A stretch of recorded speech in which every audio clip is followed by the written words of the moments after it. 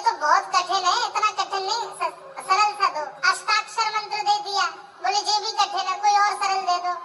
आत्मा बोले कुछ नहीं, तुम इतना कृष्ण चंद्र बोल दिया करो बस, कृष्ण चंद्र बोल। हाँ, इसी का नाम, यही तुम्हारा गुरु मंत्र है। इतना भोला बेचारा याद करने लगा, उसको याद ही नहीं हो गया कृष्ण चंद्र कृष्ण चंद्र कृष्ण चंद्र। अब भूल ना जाऊं इसके लिए बोलता रहता था 24 घंटे कृष्ण चंद्र कृष्ण चंद्र कृष्ण चंद्र। अपने खेत में हल जोत रहा था, कृष्ण चंद्र बोल रहा था। इतने में उसकी पत्नी आ गई, अरे सुनो तुम्हारे लिए भोजन लाई हूँ, जल्दी कर लो। बोले कृष्ण चंद्र कृष्ण चंद्र कृष्ण चंद्र। पत्नी पीछे लग गई, पीछे, भोजन तो कर लो, रोटी तो खा लो, ठंडी हो जाएगी। बोले अरे तू पीछे मत पड़, मैं भूल जाऊंगा, गुरुजी ने मंत्र दिया मुझको। पत्नी बोली अच्छा एक काम करो, आप भोजन करे आओ, तब तक आपके नाम को मैं रट लेती हूँ, मैं उसको संभाल लूंगी, पर जैसे आप आओगे फिर आपको सुना दूंगी, आप कर लेना। वो ठीक है। बोले क्या बोल रहा? बोले कृष्ण चंद्र।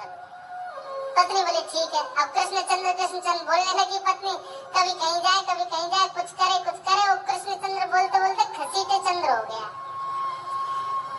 लौट करके अपने पति के पास, पति हाँ मैं भोजन कर लिया, जल्दी गुरु मंत्र सुना दे मुझको, क्या था मैं तो भूल गया। बोले घसीटे चंद्र। और उसी से हल जोतने लगा, घसीटे चंद्र। आकाश में वैकुंठ में बैठे हुए वैकुंठनाथ भगवान प्रसन्न हो गए, और प्रसन्न होकर बोले लक्ष्मी जी हम जा रहे हैं। बोले कहाँ? बोले एक किसान का उद्धार करने जा रहे हैं, इसको वैकुंठ लेके आएंगे। लक्ष्मी जी बोली आपका अशुद्ध नाम बोल रहा है वो, आपका अशुद्ध नाम उच्चारित कर रहा है वो, और आप कह रहे हो कि इसका कल्याण करूंगा मैं। ठाकुर जी बोले देखो, नाम भाव कुभाव अनख आलसहु, नाम जपत मंगल दिस। नाम कैसे भी जपे कोई दोष नहीं है, बस भाव मेरे प्रति होना चाहिए। वो नाम भले ही गलत जप रहा है, लेकिन उसके हृदय में तो मैं ही हूं ना। और एक बात बताऊं लक्ष्मी जी आपको? बोले क्या? बोले ये घसीटे चंद्र अशुद्ध नहीं है, मेरा नाम है ये भी।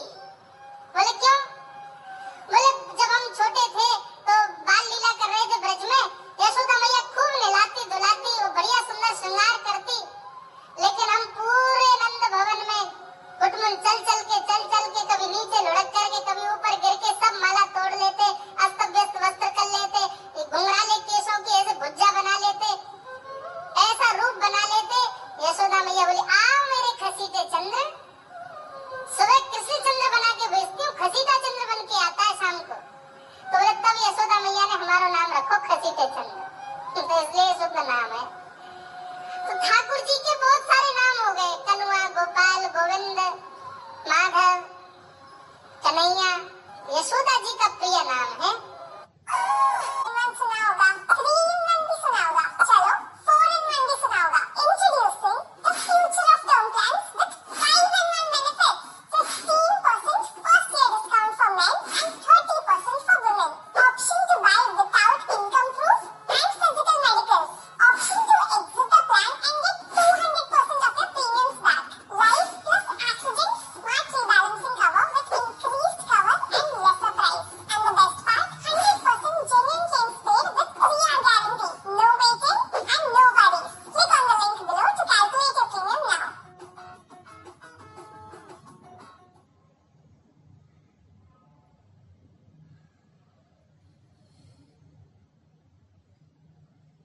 कन्हैया मैया लाल जी को इसी नाम से पुकारते हैं। ठाकुर जी अब धीरे धीरे 3.5 वर्ष के हो गए, और जैसे ही 3.5 वर्ष के भये महाराज, मानो जैसे उनके शरीर में स्प्रिंग एक्टिवेट हो गई हो। इतना ऊधम मचाते, पूरी गोकुल की नाक में दम कर रखा ठाकुर जी ने। यशोदा मैया ने लाल जी को नूपुर पहना रखे। सवेरे जैसे ही ठाकुर जी उठते हैं, नूपुरों की आवाज आती है, तो यशोदा मैया तुरंत रसोई घर से दौड़ के जाती है लाला के पास। लेकिन ठाकुर जी इतने चतुर हैं, यमुना तट पे जाते हैं और नूपुरों में बालू भर लाते हैं कि कल नूपुर आवाज नहीं करेंगे, सुबह उठ के हम घर से भाग जाएंगे कहीं और, मैया को पता ही न चलेगी। ऐसे उधम मचा में अब ठाकुर जी वो लीला कर रहे हैं जिस लीला पर देवताओं को भी विश्वास नहीं हो रहा है। ऐसी लीला ठाकुर जी कर रहे हैं कि किसी को भरोसा ही नहीं हो रहा कि जगत नियंता जगदाधार ये कर सकता है। और ठाकुर जी बोले ये मत पूछो क्या करते हैं, वो कह रहे क्या नहीं करते। जो माता पिता अपने बालकों को बहुत उद्यमी समझते हैं, बहुत बड़ी कृपा है ठाकुर जी की कि आपके घर ठाकुर जी जैसे उद्यमी बालक नहीं है। ऊधमों के सिरमौर हैं ठाकुर जी। कैसा उद्यम मचाते हैं? नहा धो करके ठाकुर जी सवेरे तैयार होते हैं, सबसे पहले गैयाओं के पास जाते हैं। मैया केवे लाला नहा धो के सबसे पहले गैयाओं को प्रणाम करवे जा, गैयाओं को स्पर्श कर फिर कछु करियो। ठाकुर जी गैयाओं को प्रणाम करने जाते हैं। जैसे देखते हैं कि कोई गैया बैठी है, सो ठाकुर जी कहें अरे अरे मैया या गैया को आलस आ गयो, या को आलस दूर कर दूं। सो बैठी हुई गैया के ठाकुर जी सींग पकड़ लेते हैं और सींग पकड़ करके अपनी ओर खींचते हैं। दूसरी तरफ से सींग बलराम जी पकड़ लेते हैं। अब ऐसे सींग पकड़ करके ऐसे ऐसे गैया के सींग हिलाते हैं। अब बैठी रहती गैया थोड़ी देर तो कोई बात नहीं, जैसे जोर जोर से हिलाना प्रारंभ करते हैं सोई गैया खड़ी हो जाती है। और जैसे गैया खड़ी होती ठाकुर जी लटक जाते हैं सींगों से। अब ठाकुर जी को तो बढ़िया झूला बन गया, गैया की सींगन पर झूल रहे। थोड़ी देर तो गैया इधर से उधर ठाकुर जी को झुलाती रहती है, लेकिन थोड़ी देर बाद जैसे ही ठाकुर जी की पकड़ कमजोर होती है, गैया को पता चल जाए कि अब लाला गिरवे वारो है, तो गैया भी इतनी चतुर कि वो गोबर में जाके खड़ी हो गए। ठाकुर जी के आगे कुछ चल मैं गोबर में जाऊंगा। गैया के ना अब तो मैं यही खड़ी रहूंगी, तुम गोबर में ही गिरो। असली ठाकुर जी को हाथ छूट गया, मैया मैया बचाइयो, देख जी गैया मुझको गोबर में फेंक रही है। अब मैया जब तक बचावे आवे तब तक तो लाल जी के हाथ छूट जाए और ठाकुर जी गले गले तक गोबर के ढेर में जाके गिर जाए। तो यशोदा मैया निकाले, कितनों सजाए लो कितनों घर, ए लाला तू वैसे ही कारो, ऊपर से मैं तुमको बढ़िया सुंदर बना के रखूं, लेकिन तू घूम फिर के गोबर में ही आके क्यों खेले? मुझको तो लगे तू पूर्व जन्म को सूकर दिखे।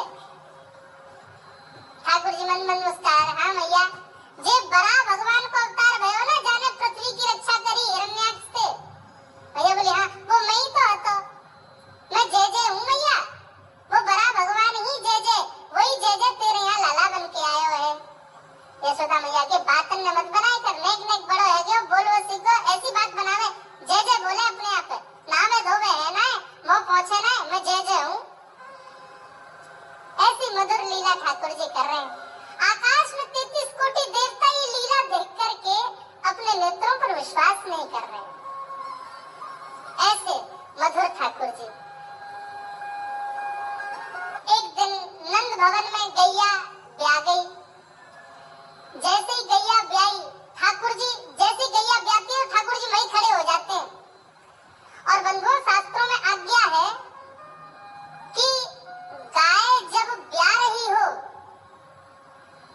बछड़े को जन्म दे रही हो या बछिया को जन्म दे रही हो, उस समय गैया जो होती है वो दो मुखी हो जाती है। एक मुख तो सामने है और जब जन्म देती है तो बछड़ा या बछिया उसका मुख जब बाहर आता है तो दो मुखी हो जाती है। ऐसी दो मुखी गैया की जब आप परिक्रमा करते हो तो पूरे ब्रह्मांड की परिक्रमा का फल प्राप्त होता है। तो ठाकुर जी का नियम है, नंद बाबा की उंगली पकड़ के खड़े रहे, जैसे ही गैया ब्यावे वारी हो तो वाको सहलाते रहे, जैसे ही गैया ब्यावे वारी हो, जैसे ही बछड़ा बाहर आवे सही ठाकुर जी वाकी परिक्रमा कर ले, परिक्रमा करके दंडवत प्रणाम करें, वाकी चरण रज को माथे से लगावे और बछड़ा जन्म ले तो वाको नवावे दुआवे, वाको अपने गले से लगावे। एक दिन ठाकुर जी जोर जोर से रोने लगे। बछड़ा जैसे ही जन्म लियो बछड़ा ने, ठाकुर जी रोने लगे। नंद बाबा शांत करावे नहीं माने, बलराम जी ने शांत करायो नहीं माने। यशोदा मैया लाला का भयो तो रो क्यों रोए? बोले मैया मेरे संग बहुत बुरा भयो। यशोदा मैया बोली कहाँ भयो? बोले गैया के बछड़ा ने जन्म लियो।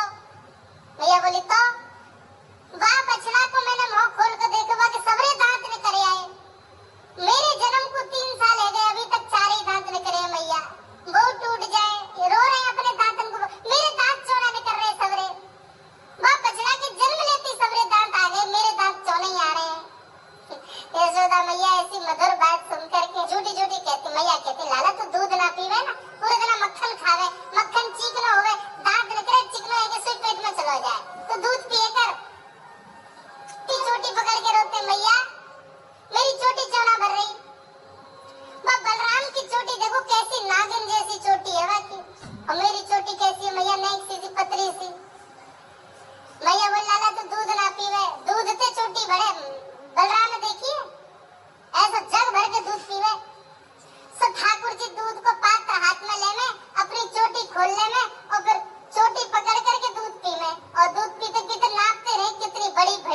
रही अभी।